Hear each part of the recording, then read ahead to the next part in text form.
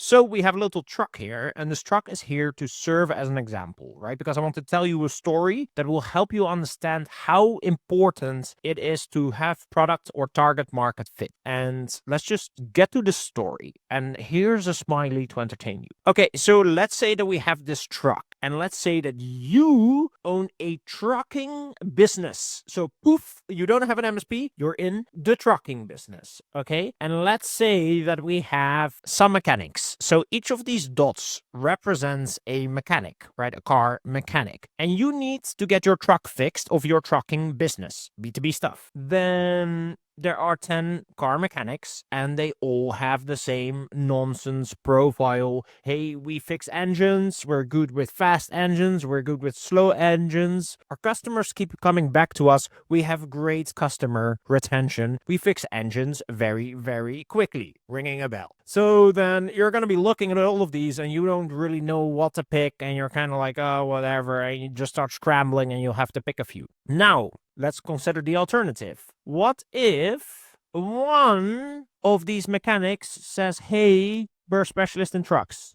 Pretty freaking good, right? Because let's say that you have this trucking business and there are 10 mechanics who do everything for everyone. And then there is one mechanic that says, hey, we specialize in trucks. Then you know, like, okay, this is my guy because these aren't specialists in my specific user case. By the way, your prospects feel the same. Everyone feels like they have a truck. If you have a business, you always feel like you're special. So you're trying to find a good fit. Now, let's say that you have 10 mechanics, but 3 of them say that they're specialists in trucks. Still pretty good. Now you choose out of one of these 3. Then what happens? Well, then it's not really so much anymore about the trucks per se. It's more about, hey, wait a second. What are these guys really offering? So for example, this guy might say, hey, we handle trucks and that's it. He could just have some generic images of AI employees and an AI garage, whatever, a generic website, and hey, we handle trucks. It's better than all of this, but it's still not as good as it can be. So the next level then is to really optimize your offer. If I just handle trucks, now suddenly I can really set up a service for trucking companies or people who want to get their trucks serviced that really hooks into what they would want. So for example, I have this trucking business and I go to their website and rather than having generic content, I see their garage, I see the employees, I see actual staff members, and on top it says, hey, you have a trucking business, your truck is broken, swing by, we will analyze what the problem is in half an hour, coffee's ready, and if we've tried to fix it but we fail, you don't pay and the analysis is free. Oh, and by the way, if you really need a truck urgently, we'll give you a loaner, and the loaner is 50% discounted if we also solve the problem. Boom. Then versus these 3, one of them has this really amazing offer, and the other 2 are generic stuff. Again, a clear choice. Now, what if these 2 didn't even exist? They were just regular car mechanics, and there was only one company that focused on trucks and made this amazing truck offer, and everything else are just the same old plain mechanics. Where do you think all the trucking companies would go? Would a trucking company by any chance go to any of these regular mechanics, or would every single trucking company go to the one that says, hey, we specialize in trucks and here's our awesome trucking offer? And that is the power of making target market fit. And this is something that MSPs don't do. And to me, it's the largest overlooked opportunity in MSP marketing pretty much ever, aside from just optimizing your local SEO, just picking a subset within what you service, speaking to them, making an offer for them so that when they come to your website or when they investigate you, you just win every single time. It seems so straightforward, but not a lot of MSPs do it. And that is your opportunity because most MSPs don't do it. So if you just do it, you will get all the trucks or all the companies that you are specifically speaking to. Got that? Okay, cool. So let's jump into the next level because what does that mean for you? Let's go beyond story mode and into practical application. Okay, let me see. So basically, you can of course create a fit based on industry. Perfect writing. Beautiful, right? So, for example, you can go legal, finance, medical, all the usual chewed out stuff, manufacturing, right? Doesn't really matter. But you can create a fit with a certain industry. And great choice. Definitely do it. I do it. MSP Launchpad, right? So clearly I'm all for it. What that does mean is that you can't be locally bound, right? You need to be a national or an international player, but focusing on industry is great. By the way, this only really helps if you only target one industry. If you do 2 or 3 or 4 industries, you kind of like lose the advantage of being a purist. But this is still a great way to segment, and any way to segment is better than no segmentation. Okay, second one is customer size, right? You're an MSP. Let's say you are agnostic to which industries your clients have. If you just focus on the sizes of companies, they're going to have different problems. By the way, let's segment them first. So we do like 0 to 40 endpoints, 20 to 80, and let's say 40 plus. Users, endpoints, whatever you see fit. These guys need to be spoken to completely differently from the rest of each other. They have completely different problems. They want different things from an MSP. These guys maybe want really good costs. They want fast response, but they don't really care about the consistency of it. They just need bursts of effort from time to time, right? And that is something that you can cater to. These guys need more scaling solutions. Maybe they're starting to look into ERPs. They want more software stuff, right? They want specific optimizations. But this is really where the optimizations are. Larger companies, incremental gains can make massive advantages. Maybe they want you to work more with legacy systems. Maybe they're less price sensitive and they don't really care about how fast their responsiveness is per se, but they do want the consistency in the responsiveness, right? In other words, all these guys have different problems. So you can create a fit. If you can't do industry, then you can always create a fit at least based on size, right? So consider this because it would help you become basically, attracting trucks. Then also there's one more, which is location. So every location, every market is unique. And there are different MSPs in every market. And business is a competitive game, right? If you are in whatever city, Chicago, and there's loads of other MSPs there,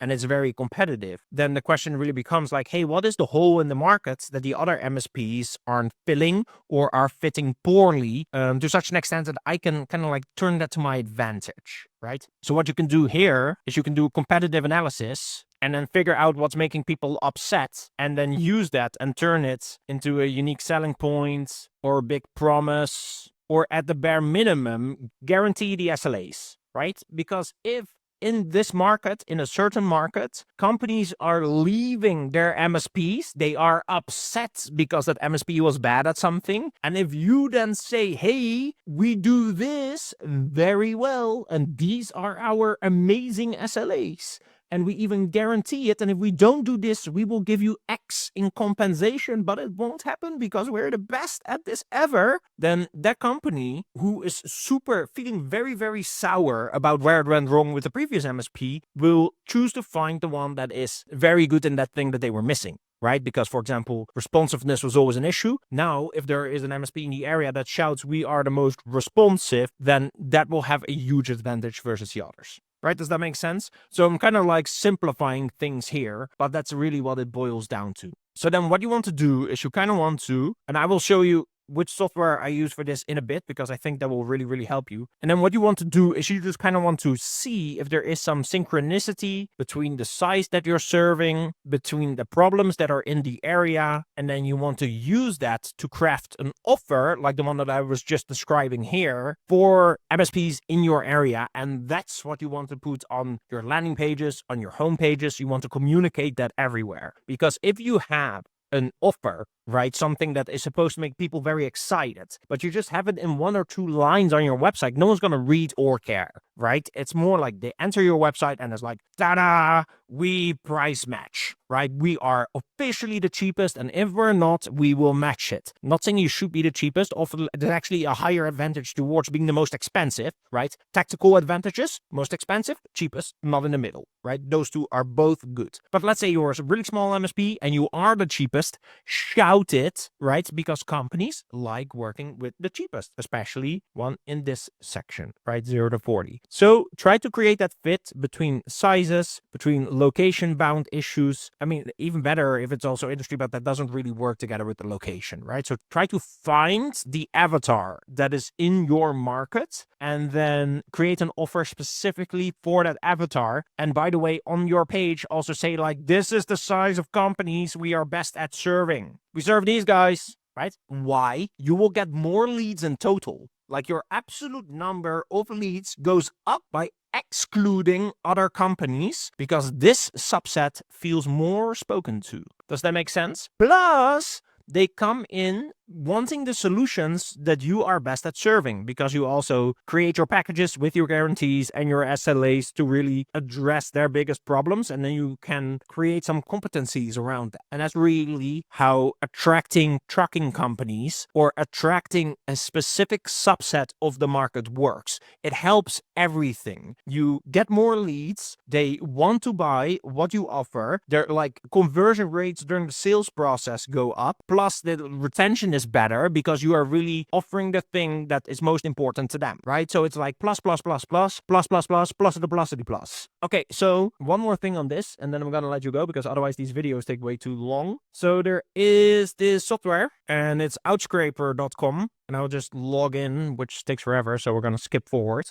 1 million, zillion, jillion, dillion, cotillion times later. Okay, so we have now magically logged in. And with Outscraper, you can run all sorts of scrapes on all sorts of websites all over the interwebs. So the one that I like to use is actually two things. So it's the Google Maps scraper. So I can scrape all the MSPs in a specific area and gather lots of data. That helps me to position MSPs within a specific market. But also in this case, I specifically want to talk about the Google Maps reviews scraper, because what this baby does is it will scrape the reviews of all the MSPs in a specific market. So for example, this is a search I have open. So what this will now do, this URL is here. It will take all of these MSPs here, and it will scrape all of their reviews and it will dump it in an Excel file. And then, of course, you take that and you put that in ChatGPT and then make ChatGPT run analysis. I'll show you some output too. So you would do this, and then you have here IT support near me. This helps you identify some MSPs, but you can only optimize for a certain subset of keywords. So by running managed IT services, you have this yet again. So then you take this URL, put it in here too.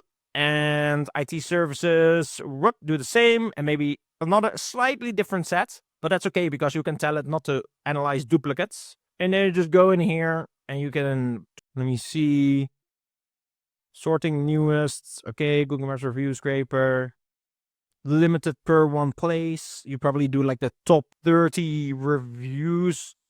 Is this per MSP? So then you gather these URLs and then you fill in your limitations because, of course, you just want to have, you set your maximum amount of reviews to 110. It's just going to scrape the ones that are available. Maybe you just want to do the top 40 or 50 results in an area, right? And then you do that for these multiple URLs and then you export that and then you get an Excel file that kind of looks like this. Let me pull it up.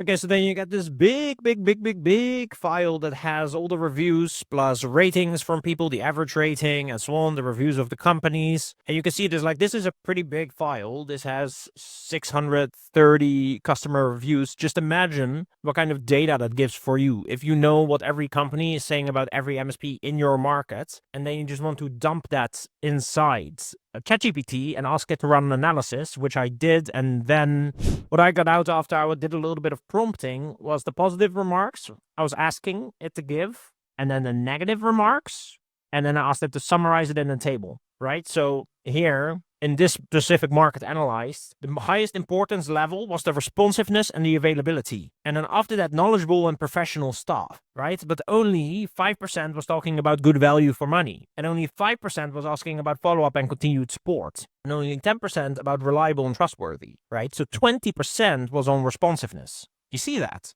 And the negatives, 25% inconsistent response times. So take note, in this specific market, responsiveness is the number one reason why companies leave MSPs. So in other words, if you can set great SLAs and guarantee your responsiveness, you're going to attract way more business, customer service, scheduling issues. So what MSPs think is they think that, by the way, camera's up here, sorry about that. What MSPs think is that, oh, it's about all these amazing strategic roadmaps that I'm creating for my clients, right? So take a look and think about how you should really position yourself in the market. Because if these are the reasons that people leave and that they stay, then this is also the thing that they are attracted to when you put it in your offer and you guarantee your performance. Does that make sense? Okay, so I hope that helps. Choose a subset in your market, attract the trucking companies, right? Every single prospect in your area is going to feel special. And if you shout everything to everyone, they won't know for sure that you can help them. But if they see like, hey, we focus on